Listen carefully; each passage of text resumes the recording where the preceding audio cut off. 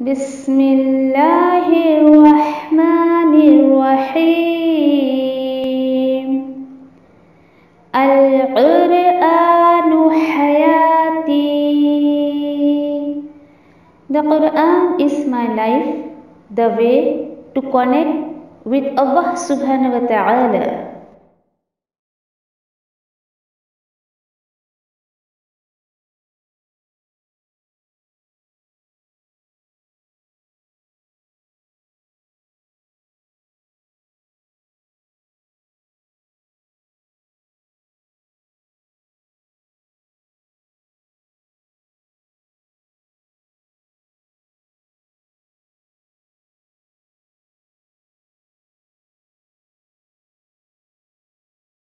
السلام علیکم ورحمۃ اللہ وبرکاتہ. سورہ آل عمران آیت نمبر 105 to 109. اعوذ باللہ من الشیطان الرجیم. بسم اللہ الرحمن الرحیم. ولا تكونوا كالذين تفرقوا واختلفوا من بعد ما جاءهم البينات وأولئك لهم عذاب عظيم. اور نہیں تم ہو جانا ان لوگوں کی طرح جنہوں نے فرقہ بازی کی اور اختلاف کیا، اس کے باوجود جو ان کے پاس آ چکی تھی واضح نشانیاں، اور اسی طرح کے لوگ انہی کے لیے ہے عذاب بڑا. آیت نمبر 106. یوم تبیض وجوہ وتسود وجوہ فأما الذین اسودت وجوہہم اکفرتم بعد ایمانکم فذوقوا العذاب بما کنتم تکفرون. جس دن چمک رہے ہوں گے بہت سے چہرے اور مرجھائے ہوں گے بہت سے چہرے، پھر رہے وہ لوگ جن کے مرجھائے ہوں گے چہرے، ان سے پوچھا جائے گا کیا نافرمانی کی تھی تم نے تمہارے ایمان کے بعد؟ تو چکھو عذاب اس لیے کہ تم تھے نافرمانی کرتے تھے. آیت نمبر 107. وَأَمَّا الَّذِينَ ابْيَضَّتْ وُجُوهُهُمْ فَفِي رَحْمَةِ اللَّهِ هُمْ فِيهَا خَالِدُونَ.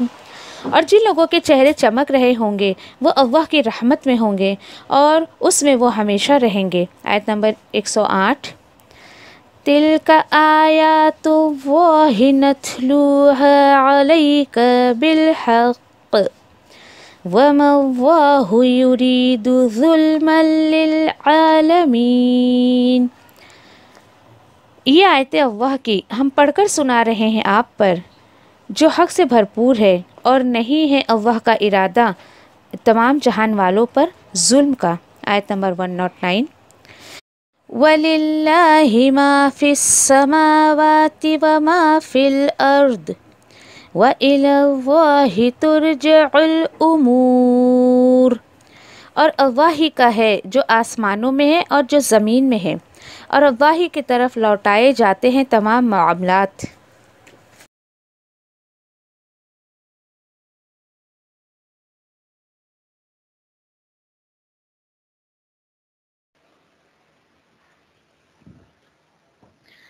آج جیسے کہ نیو جنریشن کو آپ دیکھ لیجئے کہ انہیں دین کا کام کرنا چاہیے، دین کا کام نہ کرتے ہوئے وہ کتنی بیکار چیزوں میں لگے ہوئے ہیں، اور زیادہ تر اس بات کے لیے جو ہے وہ امت محمدیہ کے نوجوان بہت زیادہ بدنام ہیں کہ بیکار کے کاموں میں لگے ہوئے ہیں، اور کچھ جو ہے بالکل یعنی کہ نہ دین کی ترقی کے لیے یا دنیا کی ترقی کے لیے بہت زیادہ وہ آگے نہیں رہتے.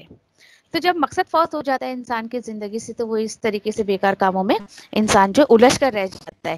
مزید یہاں پر اللہ تعالیٰ کیا بتا رہے ہیں کہ یہ اگر کرنے کے کام اگر یہ کرتی ہے امت تو اصل میں اولئک هم المفلحون، یہ لوگ اصل میں کامیاب ہوں گے. تو آپ بھی چاہتے ہیں کامیاب زندگی گزارنا دنیا اور آخرت، اور دیکھیے فلاح جو ہے وہ آخرت کی کامیابی میں بھی جاتا ہے. فلاح چاہتی ہیں تو آپ کو چاہیے کہ آپ جو ہے وہ لوگوں کو نیکی کی طرف بلائیں اور جو ہے وہ برے کاموں سے روکیں. یہ تو ہو گئے کرنے کے کام، اور کرنا کیا نہیں ہے اس کو بھی اللہ نے بتا دیا ہے.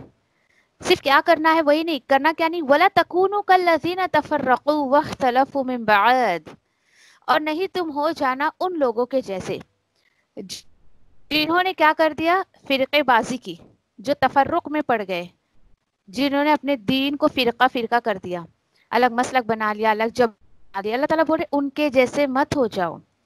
اور کیا کیا انہوں نے اختلاف کیا. اختلاف کیا ہوتا ہے؟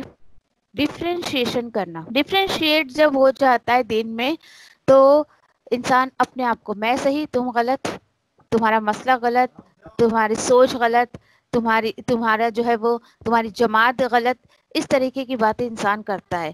ساتھ سی بات ہے، دیکھیے جو تفرق میں پڑتا ہے نا، جو فرقے میں پڑے نا، تو ڈیفینیٹلی وہی لوگ جو ہے وہ اختلاف کرتے ہیں. اللہ تعالیٰ بول رہے نہیں نہیں ایسے مت ہو جانا، تفرق میں نہیں پڑھنا، اختلاف میں نہیں پڑھنا. اس کے بعد جو آ گئی تمہارے پاس واضح بیانات، کیا پتہ چلا؟ اللہ کی کتاب کو سمجھنے کے بعد آپ کو اپنے آپ کو کسی بھی فرقے سے نہیں جوڑنا ہے. منع کر رہے اللہ تعالیٰ، یہ میں نہیں بول رہی، آپ نہیں بول رہے، اللہ کا کلام کہہ رہا ہے یہ. اللہ اکبر.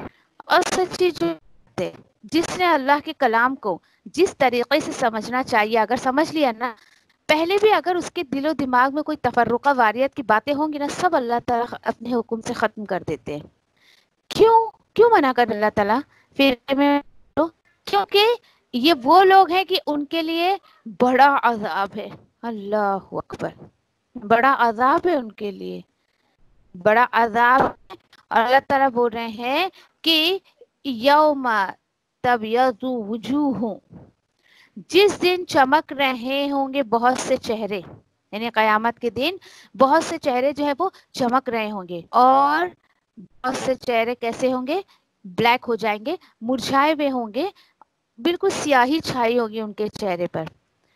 دو لوگوں کا تذکرہ اللہ نے کیا ہے.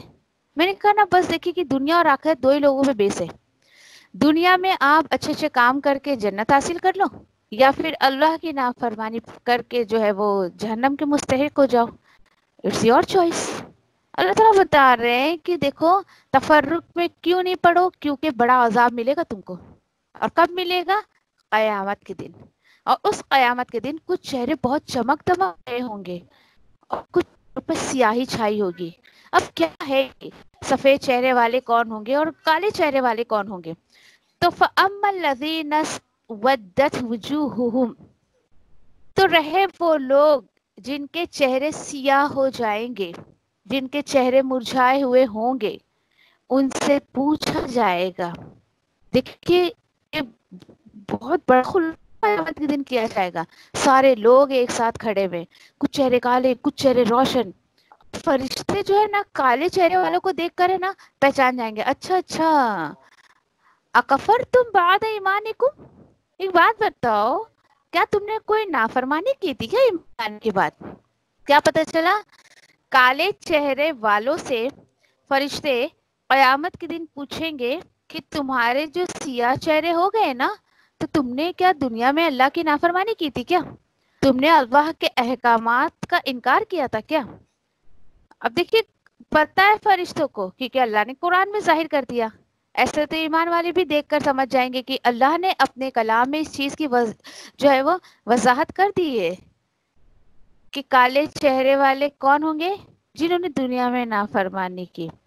پھر فرشتے کیا کہیں گے؟ فَذُوقُوا الْعَذَابَ بِمَا كُنْتُمْ تَكْفُرُونَ.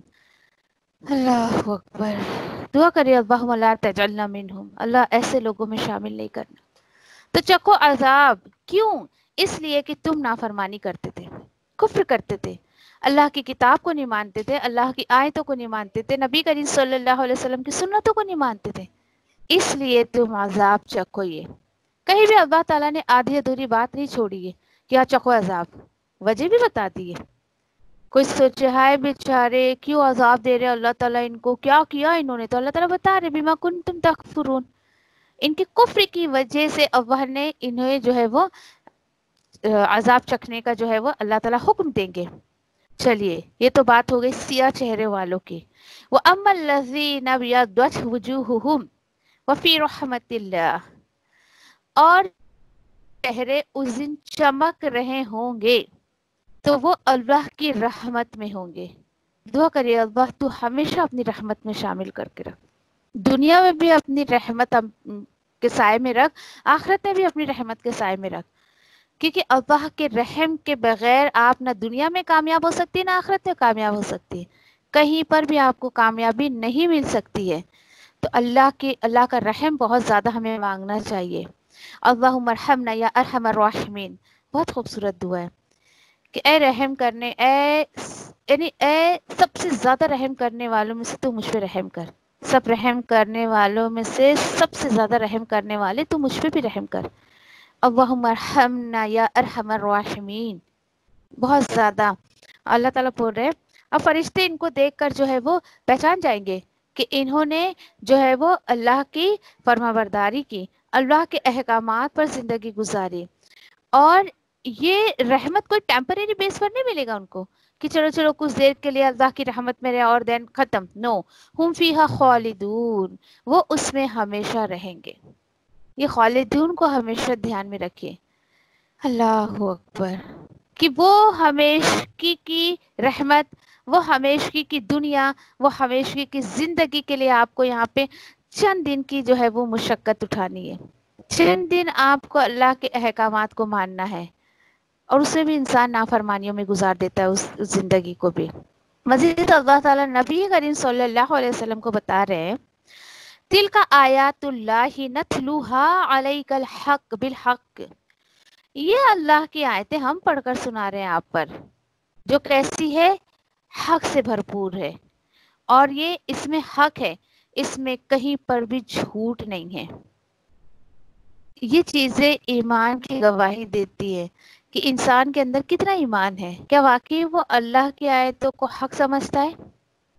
اور دیکھیے کہ جو حق کے ساتھ یعنی کمپلیٹلی ایمان کے ساتھ اللہ کی آیتوں کو نہیں پڑھتا ہے نا, تو اس کو یہ آیتیں کچھ مطلب فائدہ بھی نہیں دیتی ہے, بالکل بھی نہیں.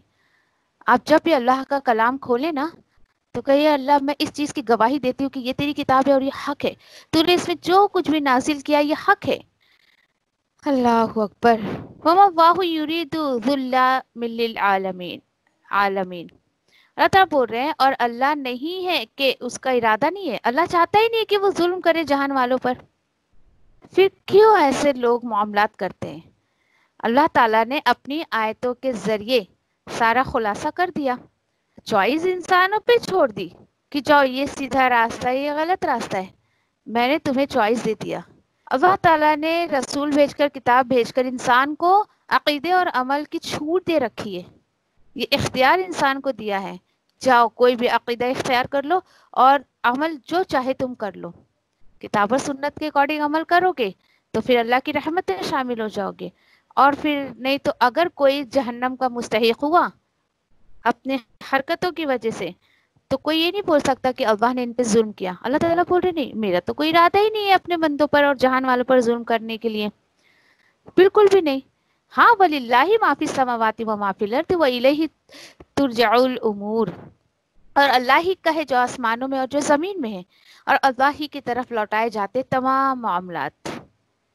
اب دیکھیے کہ ظلم کے بعد فوراً اس آیت کا آنے کا کیا اثر ہے کہ اللہ ہی کا ہے جو کچھ آسمانوں میں زمین میں. دنیا کا معاملہ ایسا ہوتا ہے کہ اگر کسی کو کچھ اختیار مل گیا, کسی کو بادشاہت مل گئی, کسی کو اگر کوئی عہدہ دے دیا گیا دنیا میں, تو یہ دیکھیے کہ اپنے آپ کو وہ بہت بڑا مانتا ہے. وہ سوچتا ہے کہ میرے اختیار میں ہے, میں جس پر چاہوں ظلم کروں, جس پر چاہوں جو کروں. لیکن اللہ کی جو ہے وہ صفت بالکل اپوزٹ ہے. اللہ تعالیٰ بول رہے ہیں کہ دیکھو تم میرے پاور کو محسوس تو کرو, یہ سب کچھ جو آسمانوں میں زمین میں سب کچھ میرا ہے, اس کے باوجود میں اپنے بندوں اور تمام جہان والوں پہ ظلم کا کوئی ارادہ نہیں رکھتا ہوں. جیسے آپ سمجھ کے کوئی با اختیار شخص آپ کے اگر خیال میں آئے تو آپ کو ایسا لگے گا کہ ارے اس کے پاس تو پورا پاور ہے, یہ تو جو چاہے وہ کر سکتا ہے, نہ جانے یہ پتہ نہیں کتنا لوگوں پہ ظلم کرے گا, ایسا ویسا یہ وہ سب. تو وہ ساری دنیا کے معاملات ہیں. لیکن اللہ تعالیٰ بول رہے نہیں, میرا معاملہ بالکل الٹ ہے. اللہ کی بڑائی کو محسوس کہ اس کا سب کچھ ہوتے ہوئے بھی وہ تمام جہان والوں پر کوئی ظلم کا ارادہ نہیں رکھتا ہے. اللہ تعالیٰ بول رہے تم کچھ بھی کر لو نا، وَإِلَى اللَّهِ تُرْجَعُ الْأُمُورُ، تمام معاملات اللہ ہی کی طرف جو ہے وہ لوٹتے۔ 109 تک انشاءاللہ رکھتے ہیں۔